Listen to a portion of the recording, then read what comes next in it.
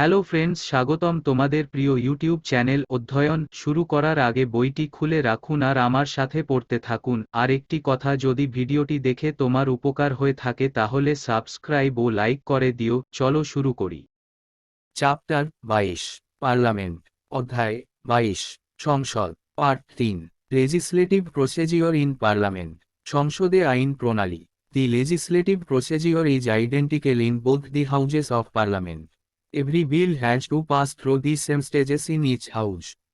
A bill is a proposal for legislation and it becomes an act or law when duly enacted.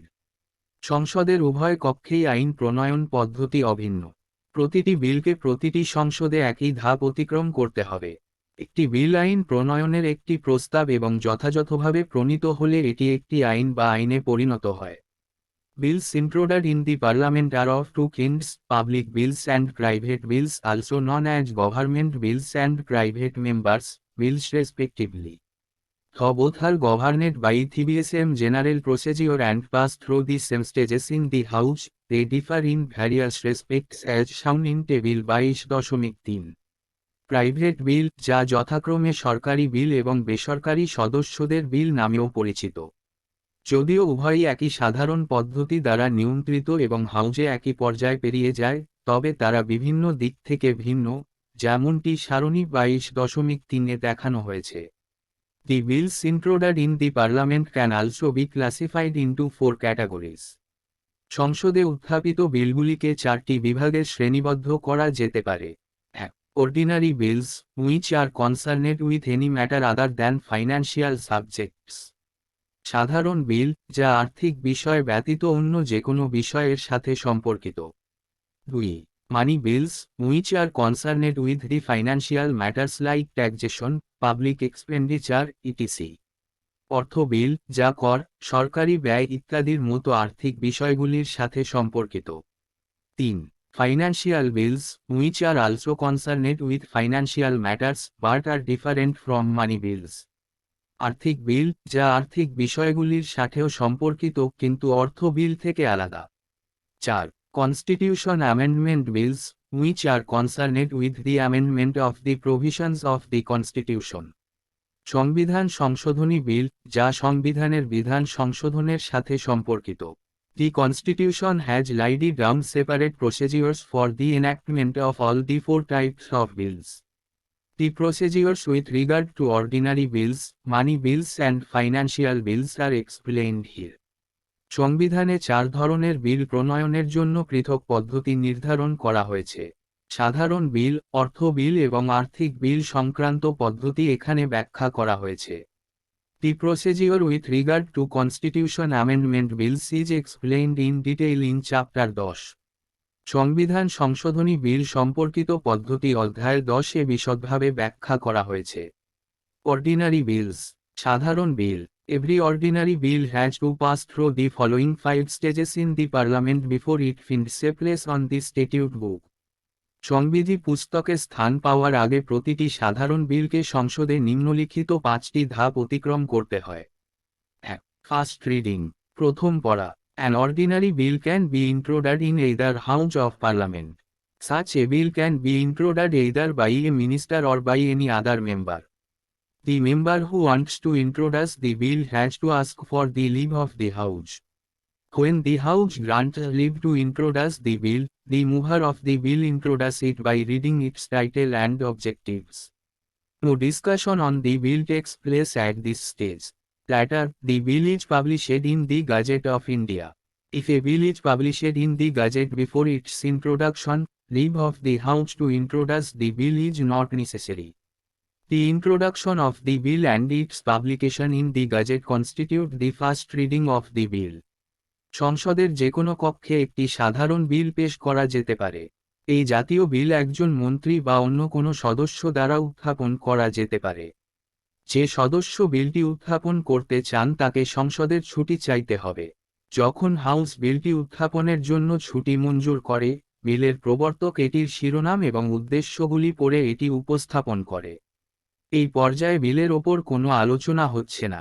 পরে বিলটি ভারতের গেজেটে প্রকাশিত হয়। কোনো বিল উত্থাপনের আগে গেজেটে প্রকাশিত হলে বিলটি উত্থাপনের জন্য সংসদের ছুটির প্রয়োজন হয় না।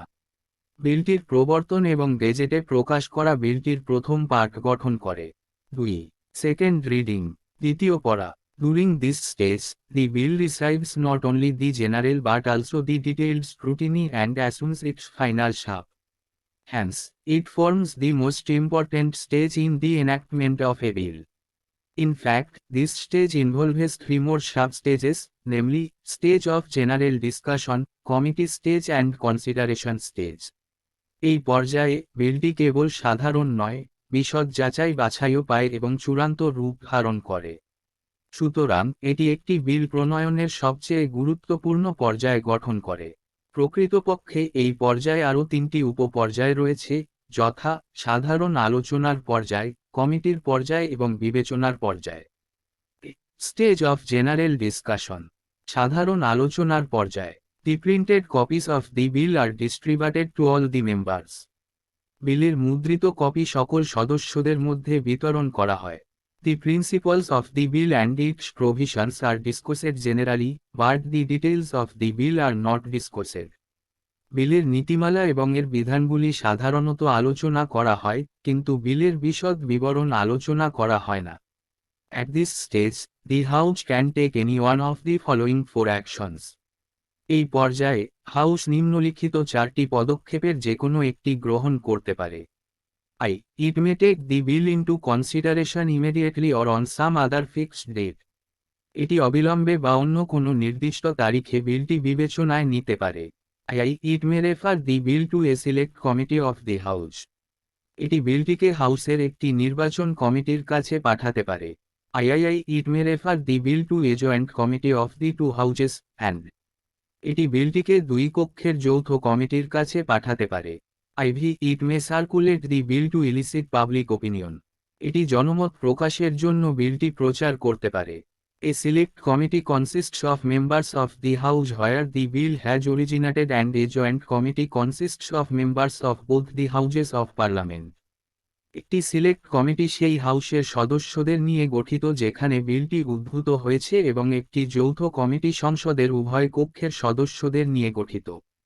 দি কমিটি স্টেজ, বিবেচনার পর্যায়। The usual practice is to refer the bill to a select committee of the house. This committee examines the bill thoroughly and in detail, clause by clause. It can also amend its provisions, but without altering the principles underlying it. After completing the scrutiny and discussion, the committee reports the bill back to the House. সাধারণ অনুশীলন বিলটি হাউসের একটি নির্বাচন কমিটিতে উল্লেখ করা।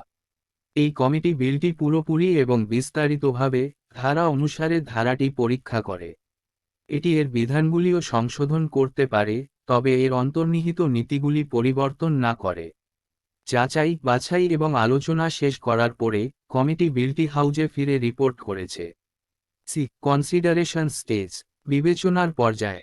দি house, after receiving the bill from the select committee, considers the provisions of the bill clause by clause. Each clause is discussed and voted upon separately. The members can also move amendments and if accepted, they become part of the bill. House, নির্বাচন committee থেকে বিল পাওয়ার পরে clause দ্বারা বিল ক্লজের বিধানগুলি বিবেচনা করে। প্রতিটি ধারা আলোচনা করা হয় এবং পৃথকভাবে ভোট দেওয়া হয়। সদস্যরাও সংশোধনীগুলি সরিয়ে নিতে পারেন এবং যদি গৃহীত হয় তবে তারা বিলের অংশ হয়ে যায়। 3. থার্ড রিডিং, তৃতীয় পড়া। At this stage, the debate is confined to the acceptance or rejection of the bill as a whole and no amendments are allowed, as the general principles underlying the bill have already been scrutinized during the stage of second reading. If the majority of members present and voting accept the bill is regarded as passed by the House. Thereafter, the bill is authenticated by the presiding officer of the House and transmitted to the second House for consideration and approval. A bill is deemed to have been passed by the Parliament only when both the Houses have agreed to it, either with or without amendments. এই পর্যায়ে বিতর্কটি সামগ্রিকভাবে বিলটি গ্রহণযোগ্যতা বা প্রত্যাখ্যানের মধ্যে সীমাবদ্ধ এবং কোনো সংশোধনীর অনুমতি নেই, কারণ বিলের অন্তর্নিহিত সাধারণ নীতিগুলি ইতিমধ্যে দ্বিতীয় পাঠের পর্যায়ে বাছাই করা হয়েছে। যদি উপস্থিত সদস্যদের বেশিরভাগ এবং ভোটদান বিলটি গ্রহণ করেন তবে বিলটি হাউস কর্তৃক পাস হিসাবে বিবেচিত হয়। এরপরে বিলটি হাউসের প্রিজাইডিং অফিসার কর্তৃক প্রমাণীকরণ করা হয় এবং বিবেচনা এবং অনুমোদনের জন্য দ্বিতীয় সভায় স্থানান্তরিত হয়। একটি বিল কেবল তখনই সংসদ কর্তৃক পাস করা হয়েছিল বলে মনে করা হয় যখন উভয় ঘরই এতে সম্মতি জানায়, হয় সংশোধনী সহ বা ছাড়াই। 4. Bill in the second house. দ্বিতীয় বাড়িতে bill. In the second house also, the bill passes through all the three stages, that is, first reading, second reading and third reading. দ্বিতীয় বাড়িতেও বিলটি তিনটি পর্যায়ে চলে যায়, অর্থাৎ প্রথম পড়া, দ্বিতীয় পড়া এবং তৃতীয় পাঠ। There are four alternatives before this house. এই বাড়ির আগে চারটি বিকল্প রয়েছে। It may pass the bill as sent by the first house without amendments. এটি প্রথম হাউস দ্বারা প্রেরিত বিলটি পাস করতে পারে, অর্থাৎ সংশোধন ছাড়াই। B. It may pass the bill with amendments and return it to the first house for reconsideration. এটি সংশোধনী সহ বিলটি পাস করতে পারে এবং পুনর্বিবেচনার জন্য এটি প্রথম বাড়িতে ফিরিয়ে দিতে পারে। C. It may reject the bill altogether and. এটি বিলটি পুরোপুরি প্রত্যাখ্যান করতে পারে। D. It may not take any action and thus keep the bill pending. এটি কোনো পদক্ষেপ নিতে পারে না এবং এইভাবে বিলটি মুলতুবি রাখে। If the second house passes the bill without any amendments or the first house accepts the amendments suggested by the second house, the bill is deemed to have been passed by both the houses and the same is sent to the President for his assent. On the other hand, if the first house rejects the amendments suggested by the second house or the second house rejects the bill altogether or the second house does not take any action for 6 months, a deadlock is deemed to have taken place. To resolve such a deadlock, the President can summon a joint sitting of the two houses. If the majority of members present and voting in the joint sitting approves the bill is deemed to have been passed by both the houses. যদি দ্বিতীয় house কোনো সংশোধনী ছাড়াই বিলটি পাশ করে বা প্রথম house দ্বিতীয় হাউস কর্তৃক প্রস্তাবিত সংশোধনীগুলি গ্রহণ করে, তবে বিলটি উভয় ঘরেই পাশ করা হয়েছে বলে মনে করা হয় এবং একইভাবে তার সম্মতির জন্য রাষ্ট্রপতির কাছে প্রেরণ করা হয়।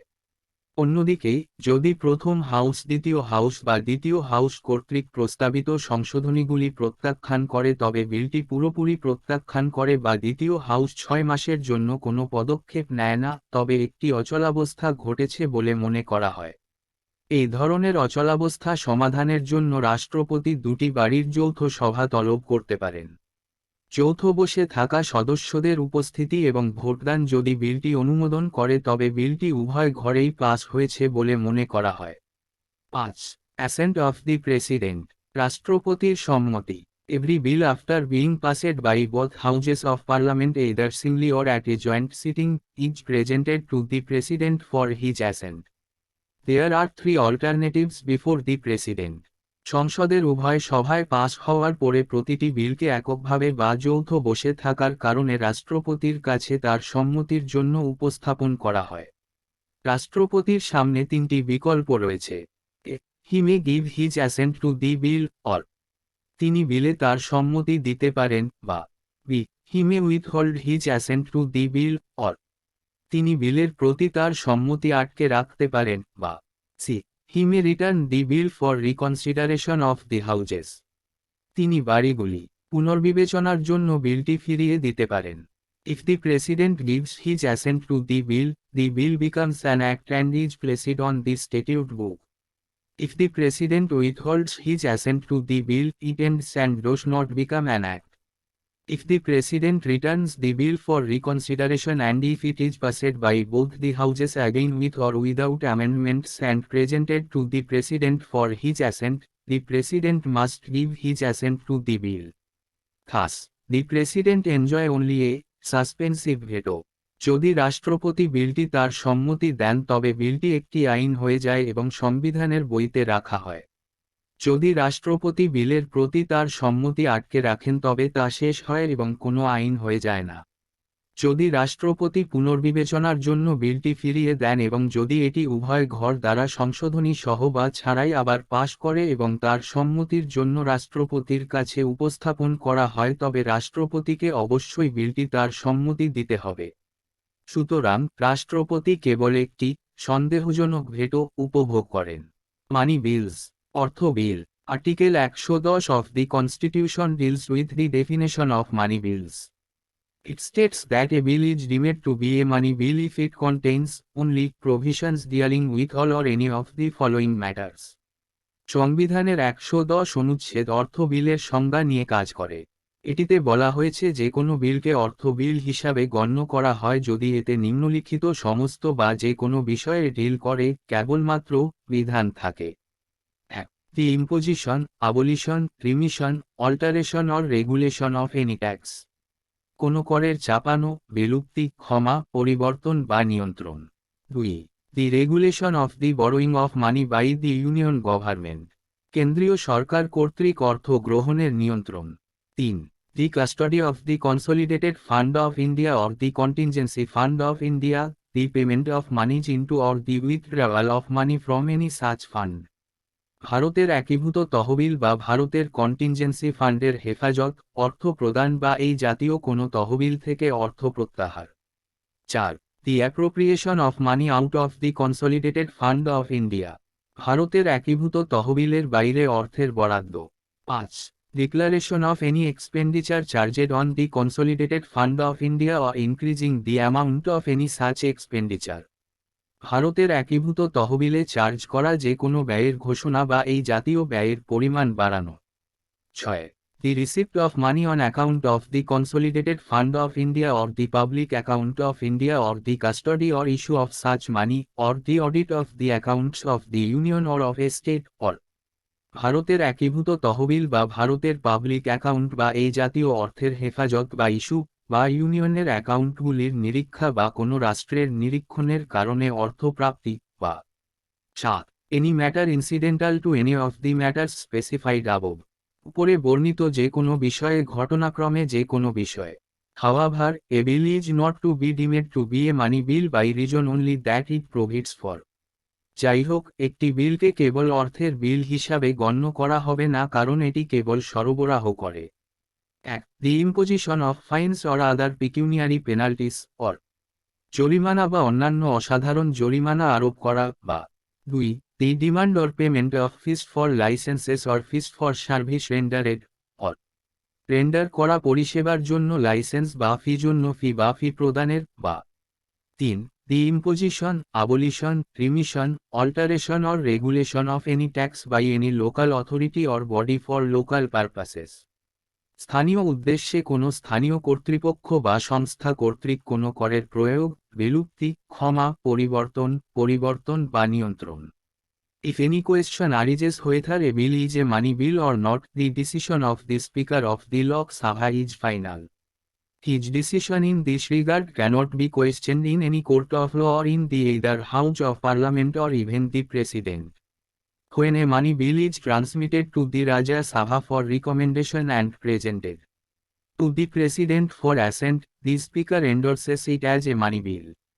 যদি কোনো প্রশ্ন উত্থাপিত হয় যে কোনো বিল কোনো অর্থ বিল কিনা, তবে লোকসভার স্পিকারের সিদ্ধান্ত চূড়ান্ত। এই বিষয়ে তার সিদ্ধান্তের কোনো আইন আদালতে বা সংসদীয় উভয় ঘরে বা এমনকি রাষ্ট্রপতিতে প্রশ্ন করা যায় না। সুপারিশের জন্য যখন কোনো অর্থ বিল রাজা সভায় প্রেরণ করা হয় এবং রাষ্ট্রপতির কাছে সম্মতির জন্য উপস্থাপন করা হয়, তখন স্পিকার এটিকে অর্থ বিল হিসাবে সমর্থন করে। The Constitution lays down a special procedure for the passing of money bills in the Parliament. A money bill can only be introduced in the Lok Sabha and that too on the recommendation of the President. Every such bill is considered to be a government bill and can be introduced only by a minister. সংবিধান সংসদে অর্থ বিল পাশ করার জন্য একটি বিশেষ পদ্ধতি রেখেছিল। একটি অর্থ বিল কেবল লোকসভায় চালু করা যেতে পারে এবং তাও রাষ্ট্রপতির সুপারিশে। এই জাতীয় প্রতিটি বিলকে সরকারি বিল হিসাবে বিবেচনা করা হয় এবং কেবল একজন মন্ত্রীর দ্বারা পরিচয় করিয়ে দেওয়া যেতে পারে। After a money bill is passed by the Lok Sabha, it is transmitted to the Rajya Sabha for its consideration. The Rajya Sabha has restricted powers with regard to a money bill. It cannot reject or amend a money bill. It can only make the recommendations. It must return the bill to the Lok Sabha within 14 days, whether with or without recommendations. The Lok Sabha can either accept or reject all or any of the recommendations of the Rajya Sabha. Lok Sabha দ্বারা একটি অর্থ bill pass হওয়ার পরে এটি বিবেচনার জন্য রাজা সভায় প্রেরণ করা হয়। রাজা সভা অর্থ বিলের বিষয়ে ক্ষমতা সীমাবদ্ধ করেছে। এটি কোনো অর্থ বিল প্রত্যাখ্যান বা সংশোধন করতে পারে না। এটি কেবল সুপারিশ করতে পারে। সুপারিশ সহ বা ছাড়াই এটি অবশ্যই 14 দিনের মধ্যে লোকসভায় বিলটি ফিরিয়ে দিতে হবে। লোকসভা রাজ্যসভার সমস্ত বা যে কোনো সুপারিশ গ্রহণ বা প্রত্যাখ্যান করতে পারে। If the Lok Sabha accepts any recommendation, the bill is then deemed to have been passed by both the houses in the modified form. If the Lok Sabha does not accept any recommendation, the bill is then deemed to have passed by both the houses in the form originally passed by the Lok Sabha without any change. Lok Sabha যদি কোনো সুপারিশ গ্রহণ করে তবে বিলটি তখন পরিবর্তিত আকারে উভয় ঘরেই পাশ করা হয়েছে বলে মনে করা হয়। লোকসভা যদি কোনো সুপারিশ গ্রহণ না করে, বিলটি তখন কোনো পরিবর্তন ছাড়াই মূলত লোকসভা দ্বারা পাশ করা ফর্মের উভয় ঘরেই পাস করেছে বলে মনে করা হয়। If the Rajya Sabha does not return the bill to the Lok Sabha within 14 days, the bill is deemed to have been passed by both the houses in the form originally passed by the Lok Sabha.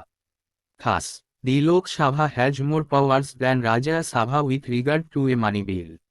On the other hand, both the houses have equal powers with regard to an ordinary bill.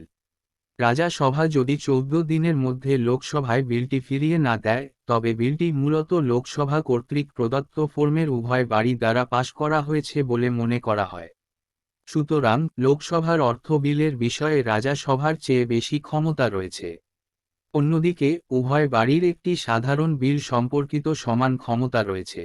Finally, when a money bill is presented to the President, he may either give his assent to the bill or withhold his assent to the bill but cannot return the bill for reconsideration of the Houses.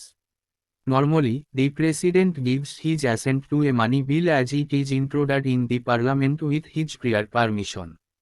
অবশেষে, যখন কোনো অর্থ বিল রাষ্ট্রপতির কাছে উপস্থাপন করা হয়, তখন তিনি হয় বিলটি তার সম্মতি দিতে পারেন বা বিলের প্রতি তার সম্মতি রোধ করতে পারেন, তবে বাড়িগুলির পুনর্বিবেচনার জন্য বিলটি ফিরিয়ে দিতে পারবেন না।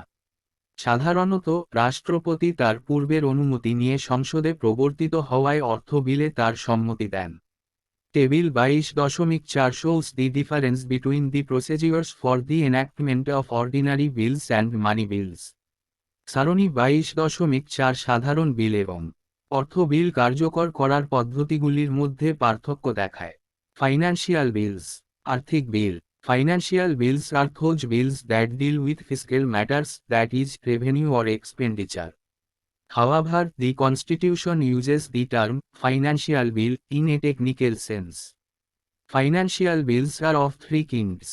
আর্থিক বিলগুলি সেই বিলগুলি যা আর্থিক বিষয়গুলি, অর্থাৎ রাজস্ব বা ব্যয় নিয়ে কাজ করে। তবে সংবিধানটি প্রযুক্তিগত অর্থে আর্থিক বিল শব্দটি ব্যবহার করে। আর্থিক বিলগুলি তিন ধরনের। Money bills article 110। Money bill article 110। 2. Financial bills I article 117(1). আর্থিক bill I article 117(1). 3. Financial bills I article 117(3). আর্থিক bill I article 117(3). This classification implies that money bills are simply a species of financial bills. Hence, all money bills are financial bills, but all financial bills are not money bills. Only those financial bills are money bills which contain exclusively those matters which are mentioned in Article 110 of the Constitution. These are also certified by the Speaker of Lok Sabha as money bills. The financial bills I and II, on the other hand, have been dealt with in Article 117 of the Constitution. এই শ্রেণীবিন্যাসটি বোঝায় যে অর্থ বিলগুলি কেবল আর্থিক বিলের একটি প্রজাতি। সুতরাং সমস্ত অর্থ বিল আর্থিক বিল, তবে সমস্ত আর্থিক বিল অর্থ বিল নয়। কেবলমাত্র সেই আর্থিক বিলগুলি অর্থ বিল যা সংবিধানের 110 অনুচ্ছেদে উল্লিখিত একচেটিয়াভাবে সেই বিষয়গুলি ধারণ করে। এগুলি লোকসভার স্পিকার দ্বারা অর্থ বিল হিসাবেও প্রত্যয়িত। অন্যদিকে আর্থিক বিল এবং আই সংবিধানের 117 অনুচ্ছেদে মোকাবেলা করা হয়েছে। ফাইন্যান্সিয়াল বিলস আর্থিক বিল A financial bill is a bill that contains not only any or all the matters mentioned in Article 110 but also other matters of general legislation. For instance, a bill that contains a borrowing clause but does not exclusively deal with borrowing. In two respects, a financial bill is similar to a money bill. একটি আর্থিক বিল এমন একটি বিল যা 110 অনুচ্ছেদে উল্লিখিত কোনো বা সমস্ত বিষয়ই নয়, সাধারণ আইন সম্পর্কিত অন্যান্য বিষয়ও ধারণ করে। উদাহরণস্বরূপ, একটি বিল যা অরণ ও গ্রহণের ধারা ধারণ করে, তবে একচেটিয়াভাবে অরণ ও গ্রহণের বিষয়টি নিয়ে কাজ করে না। দুটি দিক থেকে একটি আর্থিক বিল একটি মানি বিলের অনুরূপ। Both of them can be introduced only in the Lok Sabha and not in the Rajya Sabha, and উভয়ই কেবল লোকসভায় পরিচয় করিয়ে দেওয়া যেতে পারে এবং রাজা সভায় নয়, এবং both of them can be introduced only on the recommendation of the President. In all other respects, a financial bill is governed by the same legislative procedure applicable to an ordinary bill. উভয়ই কেবল রাষ্ট্রপতির সুপারিশেই চালু করা যেতে পারে। অন্য সমস্ত ক্ষেত্রে একটি আর্থিক বিল একটি সাধারণ বিলের জন্য প্রযোজ্য একই আইনসভা পদ্ধতি দ্বারা পরিচালিত হয়। Hence, it can be either rejected or amended by the Rajya Sabha, except that an amendment other than for reduction or abolition of a tax cannot be moved in either house without the recommendation of the President the recommendation of. সুতরাং এটি রাজা সভা কর্তৃক প্রত্যাখ্যান বা সংশোধন করা যেতে পারে, ব্যতীত কোনো ট্যাক্স হ্রাস বা বিলোপ ব্যতীত অন্য কোনো সংশোধনী রাষ্ট্রপতির সুপারিশ ব্যতীত উভয়ই বাড়িতে সরানো যাবে না, অর্থাৎ এর সুপারিশ ছাড়া। ফাইন্যান্সিয়াল বিলস আর্থিক বিল A financial bill contains provisions involving expenditure from the Consolidated Fund of India, but does not include any of the matters mentioned in Article 110. It is treated as an ordinary bill and in all respects, it is governed by the same legislative procedure which is applicable to an ordinary bill. The only special feature of this bill is that it cannot be passed by either House of Parliament unless the President has recommended to that House the consideration of the bill. একটি আর্থিক বিল এর মধ্যে ভারতের একীভূত তহবিল থেকে ব্যয় জড়িত বিধান রয়েছে, তবে 110 অনুচ্ছেদে উল্লিখিত বিষয়গুলির মধ্যে একটিও অন্তর্ভুক্ত নেই। এটি একটি সাধারণ বিল হিসাবে বিবেচিত হয় এবং সমস্ত দিক থেকে এটি একই আইনসভা পদ্ধতি দ্বারা পরিচালিত হয় যা একটি সাধারণ বিলের জন্য প্রযোজ্য। এই বিলের একমাত্র বিশেষ বৈশিষ্ট্যটি রাষ্ট্রপতি যদি এই হাউসকে বিলের বিবেচনার পরামর্শ না দেন তবে এটি সংসদীয় হাউস কর্তৃক পাশ করা যাবে না। Hence, financial bill can be introduced in either House of Parliament and recommendation of the President is not necessary for its introduction. In other words, the recommendation of the President is not required at the introduction stage but is required at the consideration stage. It can be either rejected or amended by either House of Parliament. সুতরাং আর্থিক বিল উভয়ই সংসদীয় ঘরে প্রবর্তন করা যেতে পারে এবং রাষ্ট্রপতির সুপারিশটি প্রবর্তনের জন্য প্রয়োজনীয় নয়। অন্য কথায়, রাষ্ট্রপতির সুপারিশটি ভূমিকা পর্যায়ে প্রয়োজন হয় না, তবে বিবেচনার পর্যায়ে এটি প্রয়োজন। এটি সংসদীয় হাউস দ্বারা প্রত্যাখ্যান বা সংশোধন করা যেতে পারে। In case of a disagreement between the two houses over such a bill, the President can summon a joint sitting of the two houses to resolve the deadlock. When the bill is presented to the President, he can either give his assent to the bill or withhold his assent to the bill or return the bill for reconsideration of the houses. এই জাতীয় বিলে দুটি বাড়ির মধ্যে মতবিরোধের ক্ষেত্রে রাষ্ট্রপতি অচলাবস্থার সমাধানের জন্য দুটি বাড়ির একটি যৌথ বসে থাকতে পারেন। যখন বিলটি রাষ্ট্রপতির কাছে উপস্থাপন করা হয় তখন তিনি হয় বিলটি তার সম্মতি দিতে পারেন বা বিলে তার সম্মতি রোধ করতে পারেন বা বাড়িগুলির পুনর্বিবেচনার জন্য বিলটি ফিরিয়ে দিতে পারেন। Joint sitting of two houses, দুটি বাড়ির যৌথ বসে। Joint sitting is an extraordinary machinery provided by the constitution to resolve a deadlock between the two houses over the passage of a bill. A deadlock is deemed to have taken place under any one of the following three situations after a bill has been passed by one house and transmitted to the other house. যৌথ sitting একটি bill pass হওয়ার পরে দুটি বাড়ির মধ্যে একটি অচলাবস্থা সমাধানের জন্য সংবিধান কর্তৃক প্রদত্ত একটি অসাধারণ যন্ত্রপাতি। একটি হাউস দ্বারা বিল পাস হয়ে অন্য বাড়িতে সংক্রমণ হওয়ার পরে নিম্নলিখিত তিনটি পরিস্থিতিতে যে কোনো একটির অধীনে একটি অচলাবস্থা সংঘটিত হয়েছে বলে মনে করা হয়। 1. If the bill is rejected by the other house, যদি বিলটি অন্য বাড়ি দ্বারা প্রত্যাখ্যান করা হয়। 2. If the houses have finally disagreed as to the amendments to be made in the bill, or যদি বাড়িগুলি শেষ পর্যন্ত বিলে সংশোধনী সম্পর্কে একমত না হয়, বা 3. If more than 6 months have elapsed from the date of the receipt of the bill by the other house without the bill being passed by it, যদি বিলটি পাস না করে অন্য বাড়ি কর্তৃক বিল প্রাপ্তির তারিখ থেকে 6 মাসেরও বেশি সময় অতিবাহিত হয়। In the above three situations, the President can summon both the houses to meet in a joint sitting for the purpose of deliberating and voting on the bill. It must be noted here that the provision of joint sitting is applicable to ordinary bills or financial bills only and not to money bills or constitutional amendment bills. In the case of a money bill, the Lok Sabha has overriding powers, while a constitutional amendment bill must be passed by each house separately. উপরের তিনটি পরিস্থিতিতে রাষ্ট্রপতি বিলে আলোচনা ও vote দেওয়ার উদ্দেশ্যে একটি যৌথ বসে থাকার জন্য উভয় ঘরকে তলব করতে পারেন। এখানে অবশ্যই লক্ষণীয় যে যৌথ বসার বিধানটি কেবলমাত্র অর্থ বিল বা সাংবিধানিক সংশোধনী বিলগুলিতে নয়, সাধারণ বিল বা আর্থিক বিলের জন্য প্রযোজ্য। অর্থের বিলের ক্ষেত্রে লোকসভা ক্ষমতা ওভাররাইডিং করার ক্ষমতা রাখে, অন্যদিকে প্রতিটি হাউস পৃথকভাবে একটি সাংবিধানিক সংশোধনী বিল পাস করতে হবে।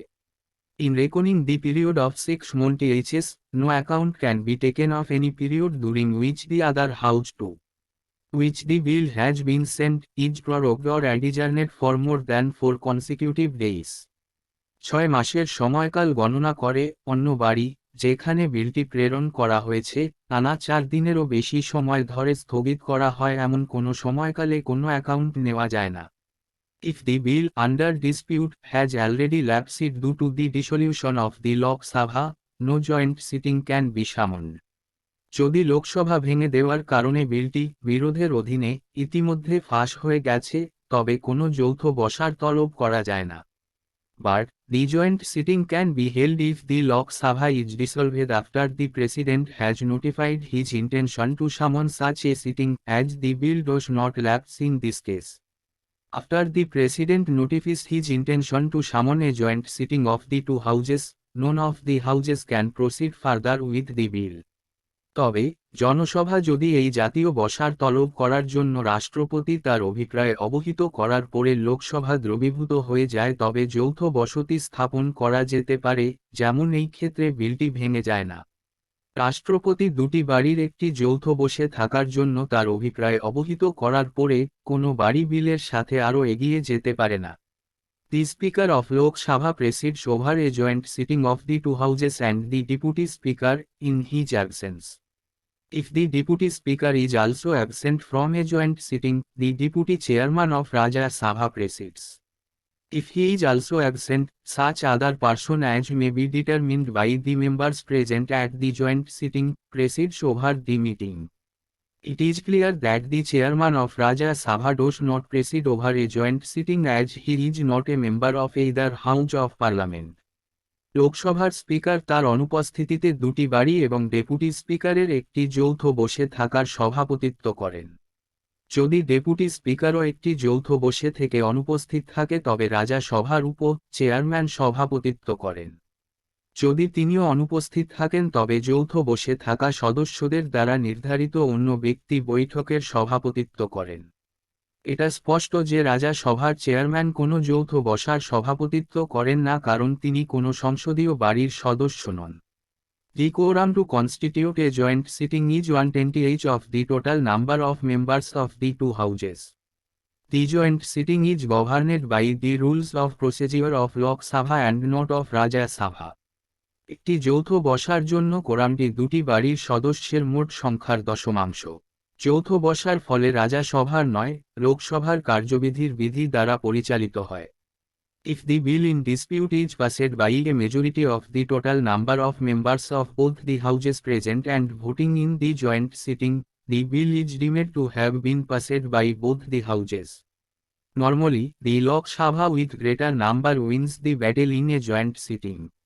যদি বিরোধের বিলটি যৌথ বসে উপস্থিত উভয় বাড়ির সদস্যদের সংখ্যাগরিষ্ঠ দ্বারা পাশ করা হয়, তবে এই বিলটি উভয় হাউস কর্তৃক পাশ করা হয়েছে বলে মনে করা হয়। সাধারণত বৃহত্তর সংখ্যক লোকসভা একটি যৌথ বসার লড়াইয়ে জয়লাভ করে। The Constitution has specified that at a joint sitting, new amendments to the bill cannot be proposed except in two cases. সংবিধান উল্লেখ করেছে যে একটি যৌথ বসে বিলে নতুন সংশোধনী দুটি মামলা ব্যতীত প্রস্তাব করা যাবে না। এক, those amendments that have caused final disagreement between the houses, and যে সংশোধনীগুলি ঘরগুলির মধ্যে চূড়ান্ত মতবিরোধ সৃষ্টি করেছে। 2, those amendments that might have become necessary due to the delay in the passage of the bill. বিল পাশে বিলম্বের কারণে যে সংশোধনীগুলি প্রয়োজনীয় হয়ে উঠেছে।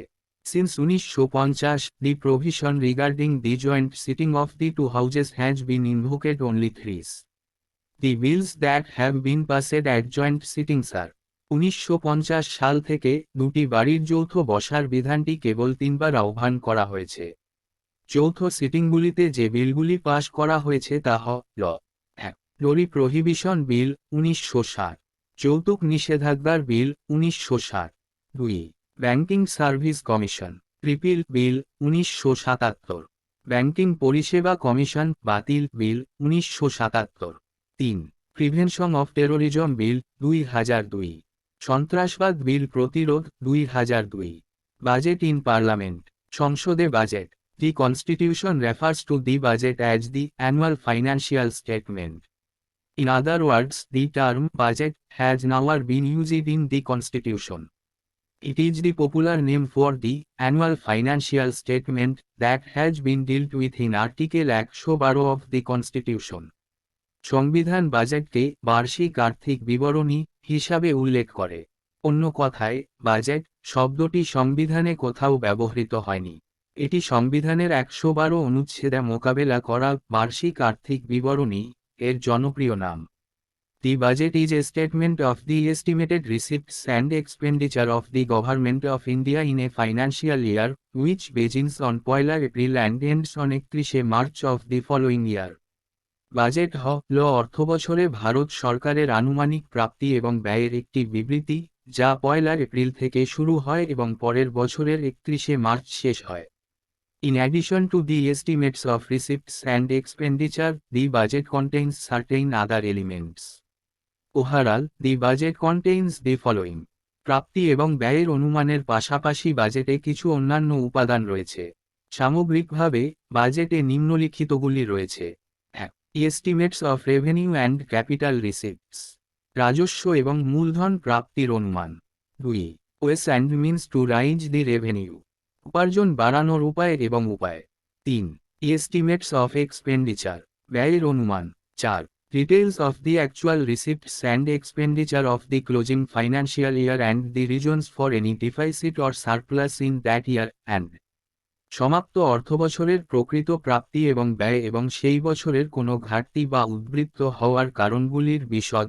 এবং 5, economic and financial policy of the coming year, that is taxation proposals, prospects of revenue, spending program and introduction of new schemes projects. আসন্ন বছরের অর্থনৈতিক ও আর্থিক নীতি, অর্থাৎ করের প্রস্তাবগুলি, রাজস্বের সম্ভাবনা, ব্যয় কর্মসূচি এবং নতুন স্কিম প্রকল্পগুলির প্রবর্তন। Till 2017, the Government of India had two budgets, namely, the Railway Budget and the General Budget. While the former consisted of the estimates of receipts and expenditures of only the Ministry of Railways, the latter consisted of the estimates of receipts and expenditure of all the ministries of the Government of India, except the Railways. 2017 অবধি ভারত সরকারের দুটি budget ছিল, যথা railway budget এবং সাধারণ budget. পূর্বেরটিতে কেবল রেলপথ মন্ত্রকের প্রাপ্তি এবং ব্যয়ের অনুমানের বিষয়টি অন্তর্ভুক্ত ছিল, তবে পরবর্তীকালে ভারত সরকারের সমস্ত মন্ত্রণালয়ের প্রাপ্তি এবং ব্যয়ের প্রাক্কলন রয়েছে, রেলপথ বাদে। The railway budget was separated from the general budget in 1924 on the recommendations of the Acworth Committee Report 1921. The reasons or objectives of this separation were as follows.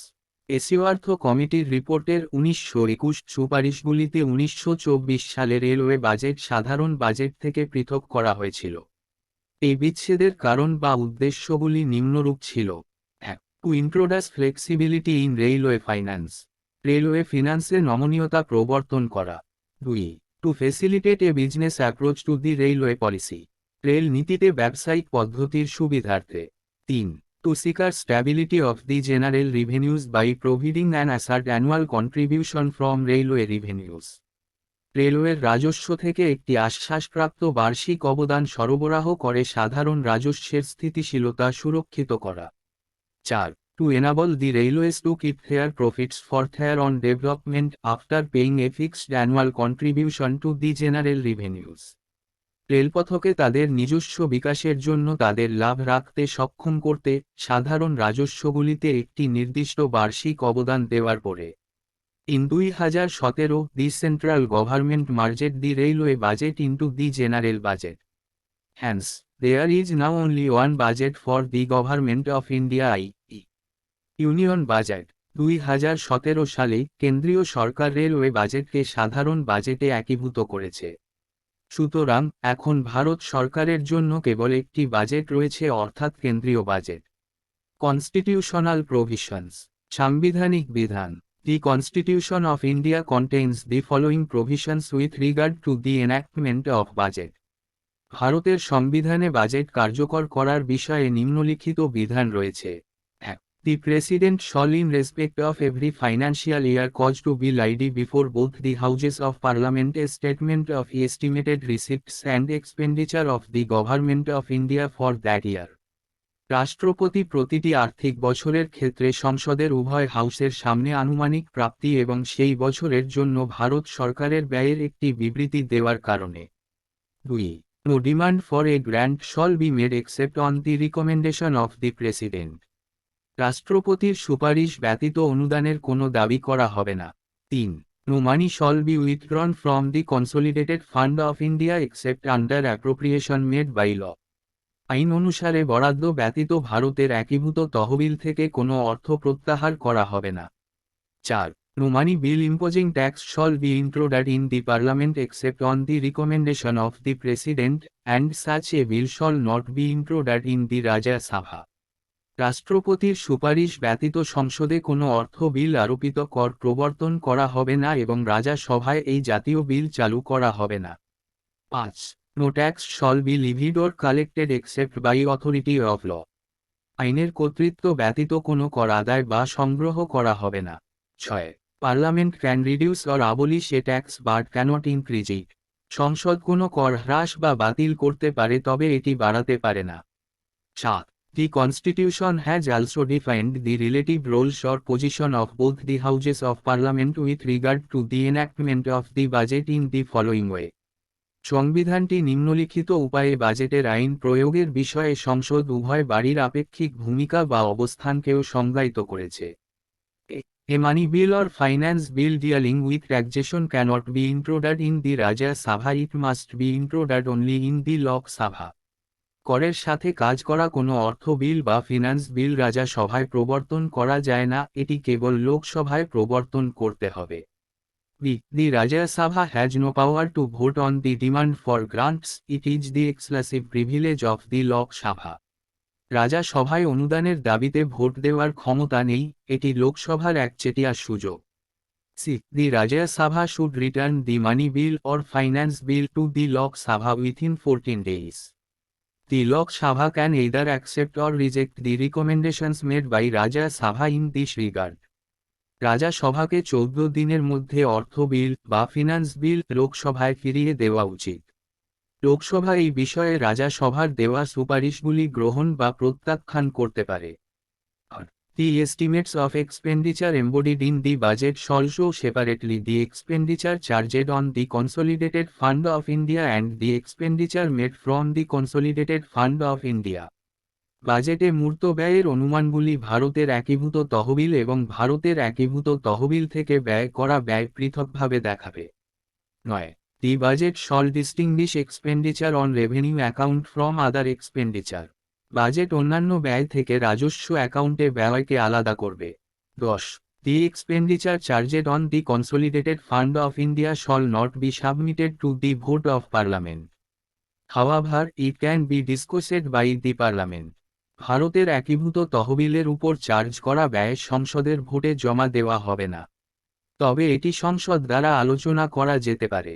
চার্জেড expenditure, charged ব্যয়। The budget consists of two types of expenditure: the expenditure charged upon the Consolidated Fund of India and the expenditure made from the Consolidated Fund of India.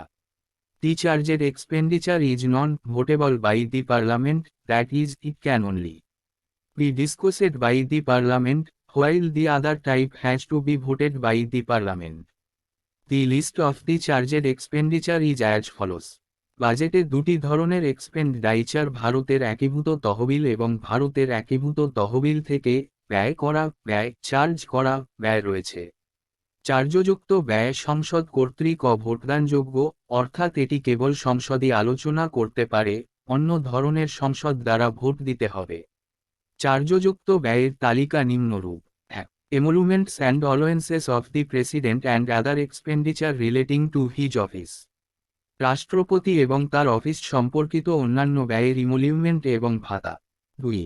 Salaries and allowances of the chairman and the deputy chairman of the Rajya Sabha and the speaker and the deputy speaker of the Lok Sabha.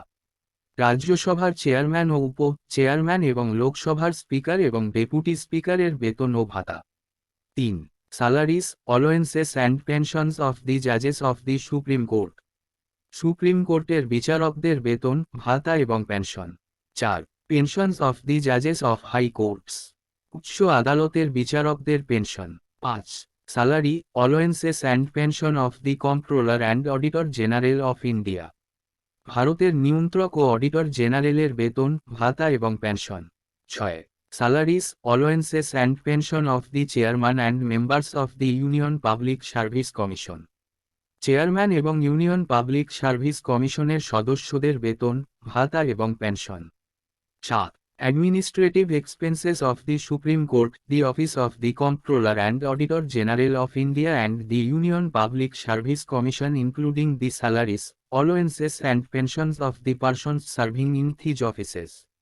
Supreme কোর্টের প্রশাসনিক ব্যয়, ভারতের নিয়ন্ত্রক ও নিরীক্ষক জেনারেলের office এবং এই অফিসগুলিতে কর্মরত ব্যক্তিদের বেতন, ভাতা এবং পেনশন সহ ইউনিয়ন পাবলিক সার্ভিস কমিশনের office. The DBT charges for which the Government of India is liable, including interest, sinking fund charges and redemption charges and other expenditure relating to the raising of loans and the service and redemption of DBT. ঋণের charge যার জন্য ভারত সরকার দায়বদ্ধ, যার মধ্যে রয়েছে সুদ, ডুবন্ত তহবিল চার্জ এবং রিডেম্পশন চার্জ এবং ঋণ বাড়ানো এবং পরিষেবা এবং ঋণ পরিশোধের সাথে সম্পর্কিত অন্যান্য ব্যয়। 9. Any sum required to satisfy any judgment, decree or award of any court or arbitral tribunal. যে কোনো আদালত বা সালিসি ট্রাইব্যুনালের কোনো রায়, ডিক্রি বা পুরস্কার পূরণের জন্য প্রয়োজনীয় কোনো পরিমাণ। 10. Any other expenditure declared by the Parliament to be so charged. সংসদ কর্তৃক ঘোষিত অন্য যে কোনো ব্যয়কে এতটা চার্জ করা হবে। Stages in enactment. আইনের ধাপসমূহ। The budget goes through the following 6 stages in the Parliament. সংসদে বাজেট নিম্নলিখিত 6টি ধাপের মধ্য দিয়ে যায়। 1. Presentation of budget. বাজেট উপস্থাপন। 2. General discussion. সাধারণ আলোচনা। 3. Scrutiny by departmental committees. বিভাগীয় কমিটি দ্বারা যাচাইকরণ। 4. Voting on demands for grants. অনুদানের দাবিতে ভোটদান। 5. পাসিং অফ অ্যাপ্রোপ্রিয়েশন বিল, বটন bill pass. 6. Passing of finance bill, অর্থ বিল পাস করা। 1. প্রেজেন্টেশন অফ বাজেট, বাজেট উপস্থাপন। Conventionally, the budget is presented to the Lok Sabha by the Finance Minister on the last working day of February. Since 2017, the presentation of the budget has been advanced to AKSTO of February. প্রচলিতভাবে ফেব্রুয়ারির শেষ কার্যদিবসে অর্থমন্ত্রী লোকসভায় budget পেশ করেন। 2017 সাল থেকে budget পেশ করা হয়েছে 1 ফেব্রুয়ারিতে। The budget can also be presented to the House in 2 or more parts, and when such presentation takes place, each part shall be dealt with as if it were the budget. Further, there shall be no discussion of the budget on the day on which it is presented to the House.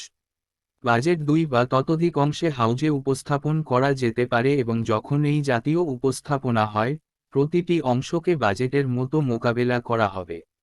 তদুপরি, যেদিন এটি সংসদে পেশ করা হবে সেদিন budget নিয়ে কোনো আলোচনা হবে না। The finance minister presents the budget with a speech known as the budget speech. At the end of this speech in the Lok Sabha, the budget is laid before the Rajya Sabha, which can only discuss it and has no power to vote on the demands for grants. অর্থমন্ত্রী একটি ভাষণ দিয়ে budget পেশ করেন যাকে budget ভাষণ বলা হয়। লোকসভায় বক্তৃতা শেষে রাজ্যসভার আগে বাজেট পেশ করা হয়, যা শুধুমাত্র এটি নিয়ে আলোচনা করতে পারে এবং অনুদানের দাবিতে ভোট দেওয়ার ক্ষমতা নেই। The budget documents presented to the Parliament comprise of the following. সংসদে উপস্থাপিত বাজেট নথিগুলি নিম্নলিখিতগুলি নিয়ে গঠিত। I. বাজেট স্পিচ, বাজেট বক্তৃতা। II. অ্যানুয়াল ফাইন্যান্সিয়াল স্টেটমেন্ট, বার্ষিক আর্থিক বিবৃতি। III. ডিমান্ডস ফর গ্রান্টস, অনুদানের দাবি। IV. অ্যাপ্রোপ্রিয়েশন বিল, বিয়োগ বিল। V. ফাইন্যান্স বিল, অর্থ bill. VI. Statements mandated under the FRBM act, FRBM আইনের অধীনে বাধ্যতামূলক বিবৃতি। Macro economic framework statement, macro economic framework statement. B. Fiscal policy strategy statement, রাজস্ব নীতি কৌশল বিবৃতি। C. Medium term fiscal policy statement, মধ্যমেয়াদী আর্থিক নীতি বিবৃতি। ভাইআই. এক্সপেন্ডিচার বাজেট, ব্যয় বাজেট। ভাইআই. রিসিপ্টস বাজেট, প্রাপ্তি বাজেট। IX. এক্সপেন্ডিচার প্রোফাইল, ব্যয়ের প্রোফাইল। X. Memorandum explaining the provisions in the finance bill, অর্থ বিলের বিধান ব্যাখ্যা করে স্মারকলিপি। XI. Budget at a glance, এক নজরে বাজেট। XII. আউটকাম বাজেট, ফলাফল budget. Earlier, the economic survey also used to B presented to the parliament along with the budget. Now, it is presented 1 day or a few days before the presentation of the budget. This report is prepared by the Finance Ministry and indicates the status of the national economy. আগে বাজেটের সঙ্গে অর্থনৈতিক সমীক্ষাও সংসদে পেশ করা হতো। এখন budget পেশের একদিন বা কয়েকদিন আগে পেশ করা হয়। এই প্রতিবেদনটি অর্থ মন্ত্রণালয় তৈরি করেছে এবং জাতীয় অর্থনীতির অবস্থা নির্দেশ করে। 2. জেনারেল ডিসকাশন, সাধারণ আলোচনা। The general discussion on budget begins a few days after its presentation. It takes place in both the Houses of Parliament and lasts usually for 3 to 4 days. Budget উপস্থাপনের কয়েকদিন পরেই শুরু হয় সাধারণ আলোচনা। এটি সংসদের উভয় কক্ষে অনুষ্ঠিত হয় এবং সাধারণত 3 থেকে 4 দিন স্থায়ী হয়। During this stage, the Lok Sabha can discuss the budget as a whole or on any question of principle involved therein, but no cart motion can be moved nor can the budget be submitted to the vote of the House. The Finance Minister has a general right of reply at the end of the discussion. এই পর্যায়ে লোকসভা সামগ্রিকভাবে budget নিয়ে আলোচনা করতে পারে বা এতে জড়িত নীতির যে কোনো প্রশ্নে আলোচনা করতে পারে, তবে কোনো কার্ট মোশন আনা যাবে না বা সংসদের ভোটে বাজেট পেশ করা যাবে না। আলোচনা শেষে অর্থমন্ত্রীর উত্তর দেওয়ার সাধারণ অধিকার রয়েছে। 3. স্ক্রুটিনি বাই ডিপার্টমেন্টাল কমিটিজ, বিভাগীয় কমিটি দ্বারা যাচাইকরণ। After the general discussion on the budget is over, the houses are adjourned for about 3 to 4 weeks. During this gap period, the 24 departmental standing committees of Parliament examine and discuss in detail the demands for grants of the concerned ministers and prepare reports on them. These reports are submitted to both the houses of parliament for consideration. বাজেটের ওপর সাধারণ আলোচনা শেষ হওয়ার পর প্রায় 3 থেকে 4 সপ্তাহের জন্য সংসদ মুলতবি করা হয়। এই সময়ের মধ্যে সংসদের 24টি বিভাগীয় স্থায়ী কমিটি সংশ্লিষ্ট মন্ত্রীদের অনুদানের দাবিগুলি পরীক্ষা করে এবং বিস্তারিতভাবে আলোচনা করে এবং সেগুলির উপর প্রতিবেদন তৈরি করে। এই প্রতিবেদনগুলি বিবেচনার জন্য সংসদের উভয় কক্ষে পেশ করা হয়। The Standing Committee system established in 1993 and expanded in 2004 makes parliamentary financial control over ministries much more detailed, close, in-depth and comprehensive. 1993 সালে প্রতিষ্ঠিত স্থায়ী কমিটি ব্যবস্থা এবং 2004 সালে প্রসারিত মন্ত্রণালয়গুলির উপর সংসদীয় আর্থিক নিয়ন্ত্রণকে আরও বিশদ, ঘনিষ্ঠ, গভীর এবং ব্যাপক করে তোলে। 4. Voting on demands for grants অনুদানের দাবিতে ভোটদান। In the light of the reports of the departmental standing committees, the Lok Sabha takes up voting of demands for grants. The demands are presented ministry wise. A demand becomes a grant after it has been duly voted. বিভাগীয় স্থায়ী কমিটির প্রতিবেদনের আলোকে লোকসভা অনুদানের দাবিতে vote গ্রহণ করে। দাবিগুলো মন্ত্রণালয়ে উপস্থাপন করা হয়। একটি দাবি যথাযথভাবে ভোট হওয়ার পরে অনুদানে পরিণত হয়। 2 points should be noted in this context. 1. The voting of demands for grants is the exclusive privilege of the Lok Sabha, that is, the Rajya Sabha has no power of voting the demands. এ প্রসঙ্গে দুটি বিষয় লক্ষ্য করা উচিত। 1. অনুদানের দাবিতে vote দেওয়া লোকসভার একচেটিয়া বিশেষাধিকার, অর্থাৎ রাজ্যসভার দাবিতে ভোট দেওয়ার কোনো ক্ষমতা নেই। Second, the voting is confined to the votable part of the budget. The expenditure charged on the Consolidated Fund of India is not submitted to the vote, it can only be discussed. দ্বিতীয়ত, ভোটটি বাজেটের ভোটযোগ্য অংশের মধ্যে সীমাবদ্ধ। ভারতের একত্রিত তহবিলের উপর ধার্য করা ব্যয় ভোটে জমা দেওয়া হয় না, এটি শুধুমাত্র আলোচনা করা যেতে পারে। Each demand is voted separately by the Lok Sabha. During this stage, the members of parliament can discuss the details of the budget. They can also move motions to reduce any demand for grant. Such motions are called as card motion, which are of 3 kinds. প্রতিটি দাবি পৃথকভাবে Lok Sabha vote দেয়। এই পর্যায়ে সংসদ সদস্যরা বাজেটের বিস্তারিত আলোচনা করতে পারেন। তারা অনুদানের জন্য যে কোনো চাহিদা কমাতেও আন্দোলন করতে পারে। এই ধরনের গতিকে কার্ড মোশন বলা হয়, যা 3 ধরনের। Policy card motion. Policy card motion. It represents the disapproval of the policy underlying the demand. It states that the amount of the demand be reduced to react. The members can also advocate an alternative policy. এটি চাহিদার অন্তর্নিহিত নীতির অস্বীকৃতির প্রতিনিধিত্ব করে। এতে বলা হয়েছে যে চাহিদার পরিমাণ কমিয়ে 1 টাকা করা হবে। সদস্যরা বিকল্প নীতির পক্ষে কথা বলতে পারেন। B. Economy cut motion. Economy cut motion. It represents the economy that can be affected in the proposed expenditure. It states that the amount of the demand be reduced by a specified amount, which may be either a lump sum reduction in the demand or omission or reduction of an item in the demand. এটি অর্থনীতির প্রতিনিধিত্ব করে যা প্রস্তাবিত ব্যয় প্রভাবিত হতে পারে। এটি বলে যে চাহিদার পরিমাণ একটি নির্দিষ্ট পরিমাণ দ্বারা হ্রাস করা হবে, যা হয় চাহিদার এক একক হ্রাস বা বাদ দেওয়া বা চাহিদার একটি আইটেমের হ্রাস হতে পারে। C. Token cut motion. Token cut motion. It ventilates a specific grievance that is within the sphere of responsibility of the government of India.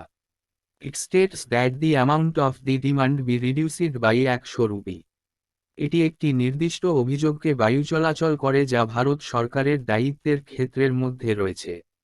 এতে বলা হয়েছে যে চাহিদার পরিমাণ 100 রুপি কমানো হবে। A cart motion to be admissible must satisfy the following conditions. একটি card motion গ্রহণযোগ্য হতে নিম্নলিখিত শর্তগুলি পূরণ করতে হবে। I. It should relate to one demand only. এটি শুধুমাত্র একটি দাবির সাথে সম্পর্কিত হওয়া উচিত। I. It should be clearly expressed and should not contain arguments or defamatory statements. এটি স্পষ্টভাবে প্রকাশ করা উচিত এবং যুক্তি বা মানহানিকর বিবৃতি থাকা উচিত নয়। I. It should be confined to one specific matter. এটি একটি নির্দিষ্ট বিষয়ে সীমাবদ্ধ করা উচিত। It should not make suggestions for the amendment or repeal of existing laws. এটি বিদ্যমান আইনের সংশোধন বা বাতিলের জন্য পরামর্শ দেবে না। It should not refer to a matter that is not primarily the concern of union government. এটি এমন একটি বিষয়ে উল্লেখ করা উচিত নয় যা প্রাথমিকভাবে কেন্দ্রীয় সরকারের উদ্বেগের বিষয় নয়। It should not relate to the expenditure charged on the Consolidated Fund of India. এটি ভারতের একত্রিত তহবিলে চার্জ করা ব্যয়ের সাথে সম্পর্কিত নয়। It should not relate to a matter that is under adjudication by a court. এটি এমন একটি বিষয়ের সাথে সম্পর্কিত নয় যা আদালতের বিচারাধীন। It should not raise a question of privilege. এটি বিশেষাধিকারের প্রশ্ন উত্থাপন করা উচিত নয়। It should not revive discussion on a matter on which a decision has been taken in the same session. একই অধিবেশনে যে বিষয়ে সিদ্ধান্ত নেওয়া হয়েছে সে বিষয়ে আলোচনা পুনরুজ্জীবিত করা উচিত নয়। It should not relate to a trivial matter. এটি একটি তুচ্ছ বিষয়ের সাথে সম্পর্কিত করা উচিত নয়। It should not reflect on the character or conduct of any person whose conduct can only be challenged on a substantive motion. এটি এমন কোনো ব্যক্তির চরিত্র বা আচরণের প্রতিফলন করা উচিত নয় যার আচরণকে শুধুমাত্র একটি সারগর্ভ গতিতে চ্যালেঞ্জ করা যেতে পারে। It should not anticipate a matter which has been previously appointed for consideration in the same session. একই অধিবেশনে বিবেচনার জন্য পূর্বে নিযুক্ত করা হয়েছে এমন একটি বিষয়ের প্রত্যাশা করা উচিত নয়। It should not seek to raise a discussion on a matter pending before any statutory tribunal or statutory authority performing judicial or quasi-judicial functions or any commission or court of inquiry. The significance of a court motion lies in কোনো সংবিধিবদ্ধ tribunal বা সংবিধিবদ্ধ কর্তৃপক্ষের বিচার বিভাগীয় বা আধা বিচারক কার্য সম্পাদনকারী বা কোনো কমিশন বা তদন্ত আদালতের সামনে বিচারাধীন কোনো বিষয়ে আলোচনা উত্থাপন করা উচিত নয়। একটি কাটা গতির তাৎপর্য নিহিত। Facilitating the initiation of concentrated discussion on a specific demand for grant and অনুদানের জন্য একটি সুনির্দিষ্ট চাহিদার উপর কেন্দ্রীভূত আলোচনার সূচনাকে সহজতর করা এবং upholding the principle of responsible government by probing the activities of the government. সরকারের কার্যক্রম তদন্ত করে দায়িত্বশীল সরকারের নীতিকে সমুন্নত রাখা। However, the court motion do not have much utility in practice. They are only moved and discussed in the House but not passed as the government enjoy majority support. Their passage by the Lok Sabha amounts to the expressions of want of parliamentary confidence in the government and may lead to its resignation. যাই হোক, cart motion অনুশীলনে খুব বেশি উপযোগিতা নেই। এগুলি কেবল হাউজে স্থানান্তরিত এবং আলোচনা করা হয় কিন্তু সরকার সংখ্যাগরিষ্ঠ সমর্থন ভোগ করে বলে পাশ করা হয় না। লোকসভায় তাদের পাশ করা সরকারের প্রতি সংসদীয় আস্থার অভাবের অভিব্যক্তি এবং এর পদত্যাগের কারণ হতে পারে। On the last day of the days allotted for discussion and voting on the demands for grants, the Speaker puts all the remaining demands to vote and disposes them whether they have been discussed by the members or not. This is known as guillotine. অনুদানের দাবিতে আলোচনা ও ভোটের জন্য নির্ধারিত দিনের শেষ দিনে, speaker বাকি সব দাবি ভোটের জন্য রাখেন এবং সদস্যদের দ্বারা আলোচনা করা হোক বা না হোক সেগুলি নিষ্পত্তি করবেন। এটি গিলোটিন নামে পরিচিত। 5. পাসিং অফ অ্যাপ্রোপ্রিয়েশন বিল। বরাদ্দ bill pass. The Constitution states that no money shall be withdrawn from the Consolidated Fund of India except under appropriation made by law. Accordingly, an appropriation bill is introduced to provide for the appropriation, out of the Consolidated Fund of India, all money required to meet. সংবিধান বলে যে, আইন দ্বারা প্রণীত button ছাড়া ভারতের একত্রিত তহবিল থেকে কোনো অর্থ উত্তোলন করা হবে না। তদনুসারে, ভারতের একত্রিত তহবিল থেকে, সমস্ত অর্থ পূরণের জন্য প্রয়োজনীয় বরাদ্দ প্রদানের জন্য একটি বরাদ্দ বিল চালু করা হয়েছে। The grants voted by the Lok Sabha. লোকসভার ভোটে অনুদান। The expenditure charged on the Consolidated Fund of India. ভারতের একত্রিত তহবিলের উপর ধার্যকৃত ব্যয়। No such amendment can be proposed to The appropriation bill in either house of the parliament that will have the effect of varying the amount or altering the destination of any grant voted, or of varying the amount of any expenditure charged on the consolidated fund of India. পার্লামেন্টের যে কোনো কক্ষে button বিলে এমন কোন সংশোধনী প্রস্তাব করা যাবে না যা ভোটকৃত অনুদানের গন্তব্যের পরিমাণের তারতম্য বা পরিবর্তনের প্রভাব ফেলবে, অথবা ভারতের সমন্বিত তহবিলে চার্জ করা কোনো ব্যয়ের পরিমাণের পরিবর্তন করবে। The appropriation bill becomes the appropriation act after it is assented to by the President. This act authorizes or legalizes the payments from the Consolidated Fund of India. This means that the government cannot withdraw money from the Consolidated Fund of India till the enactment of the appropriation bill. This takes time and usually goes on till the end of April. But the government needs money to carry on its normal activities after 31 March, the end of the financial year. রাষ্ট্রপতির সম্মতির পর বরাদ্দ বিলটি বরাদ্দ আইনে পরিণত হয়। এই আইনটি ভারতের একত্রিত তহবিল থেকে অর্থ প্রদানকে অনুমোদন বা বৈধ করে। এর মানে হল যে বরাদ্দকরণ বিল কার্যকর না হওয়া পর্যন্ত সরকার ভারতের একত্রিত তহবিল থেকে টাকা তুলতে পারবে না। এটি সময় নেয় এবং সাধারণত এপ্রিলের শেষ পর্যন্ত চলে, কিন্তু 31 মার্চের আর্থিক বছরের শেষ পর স্বাভাবিক কার্যক্রম পরিচালনার জন্য সরকারের অর্থের প্রয়োজন। To overcome this functional difficulty, the Constitution has authorized the Lok Sabha to make any grant in advance in respect to the estimated expenditure for a part of the financial year, pending the completion of the voting of the demands for grants and the enactment of the appropriation bill. এই কার্যকরী অসুবিধা কাটিয়ে ওঠার জন্য সংবিধান লোকসভাকে আর্থিক বছরের একটি অংশের জন্য আনুমানিক ব্যয়ের ক্ষেত্রে অগ্রিম অনুদান দেওয়ার ক্ষমতা দিয়েছে, অনুদানের দাবির ভোটাভুটি শেষ হওয়া পর্যন্ত এবং বরাদ্দকরণ আইনীকরণের জন্য মুলতুবি রয়েছে। Bill, this provision is known as the vote on account. It is passed or granted after the general discussion on budget is over. It is generally granted for 2 months for an amount equivalent to 1/6 of the total estimation. এই বিধানটি vote on account নামে পরিচিত। বাজেটের উপর সাধারণ আলোচনা শেষ হওয়ার পরে এটি পাস বা মঞ্জুর হয়। মোট অনুমানের 1/6 সমান পরিমাণের জন্য এটি সাধারণত 2 মাসের জন্য মঞ্জুর করা হয়। 6. পাসিং অফ ফাইন্যান্স বিল, অর্থ bill pass. The Finance Bill is introduced to give effect to the financial proposals of the Government of India for the following year. It is subjected to all the conditions applicable to a money bill. Unlike the Appropriation Bill, the amendments seeking to reject or reduce a tax can be moved in the case of Finance Bill. পরের বছরের জন্য ভারত সরকারের আর্থিক প্রস্তাবগুলিকে কার্যকর করার জন্য finance বিল পেশ করা হয়। এটি একটি অর্থ বিলের জন্য প্রযোজ্য সমস্ত শর্ত সাপেক্ষে।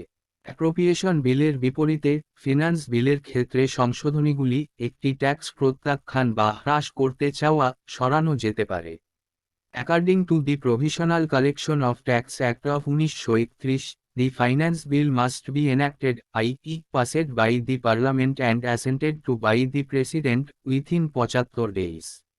1931 সালের করের অস্থায়ী সংগ্রহ আইন অনুসারে, অর্থ বিলটি 75 দিনের মধ্যে কার্যকর করতে হবে, অর্থাৎ সংসদ দ্বারা পাস এবং রাষ্ট্রপতি কর্তৃক সম্মতিপ্রাপ্ত। The Finance Act legalizes the income side of the budget and completes the process of the enactment of the budget. অর্থ আইন বাজেটের আয়ের দিককে বৈধ করে এবং বাজেট প্রণয়নের প্রক্রিয়া সম্পন্ন করে। Other grants, অন্যান্য অনুদান। In addition to the budget that contains the ordinary estimates of income and expenditure for one financial year, various other grants are made by the Parliament under extraordinary or special circumstances.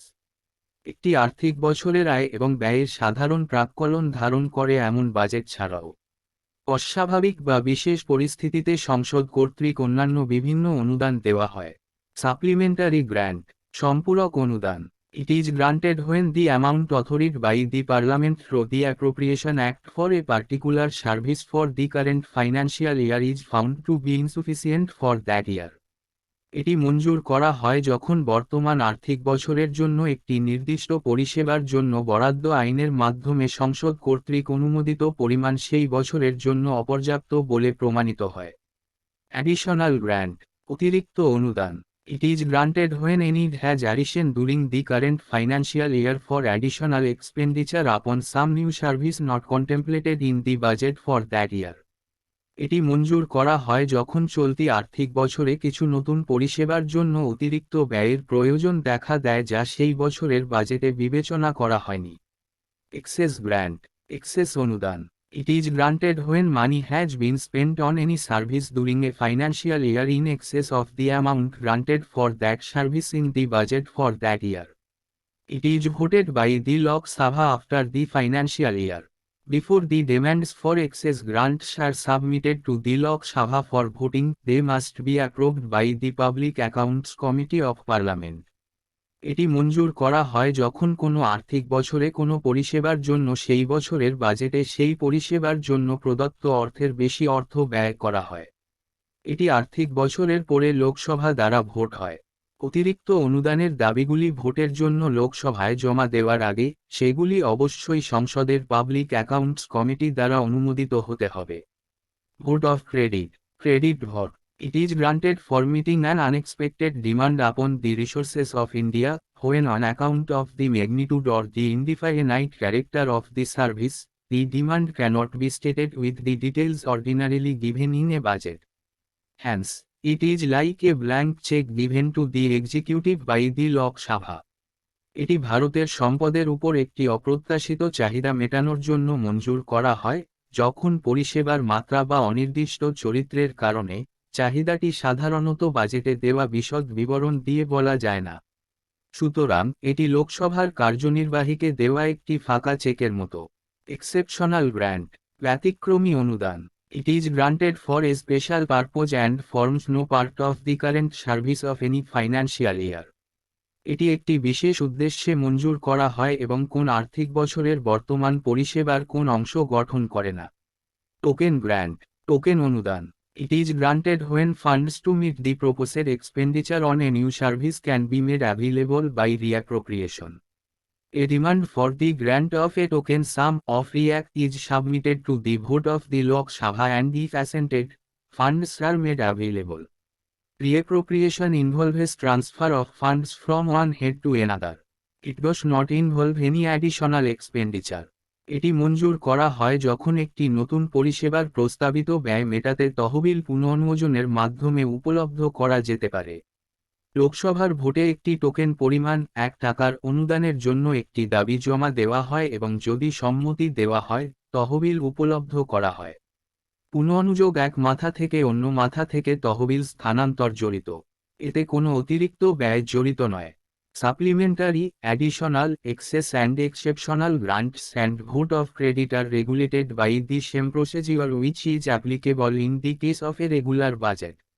সম্পূরক, অতিরিক্ত এবং ব্যতিক্রমী অনুদান এবং ভোটের credit একই পদ্ধতি দ্বারা নিয়ন্ত্রিত হয় যা একটি নিয়মিত বাজেটের ক্ষেত্রে প্রযোজ্য। ফান্ডস, তহবিল। The Constitution of India provides for the following three kinds of funds for the central government. ভারতের সংবিধান কেন্দ্রীয় সরকারের জন্য নিম্নলিখিত 3 ধরনের তহবিলের ব্যবস্থা করে। 1. Consolidated fund of India, article 266। ভারতের একত্রিত তহবিল, ধারা 266। 2.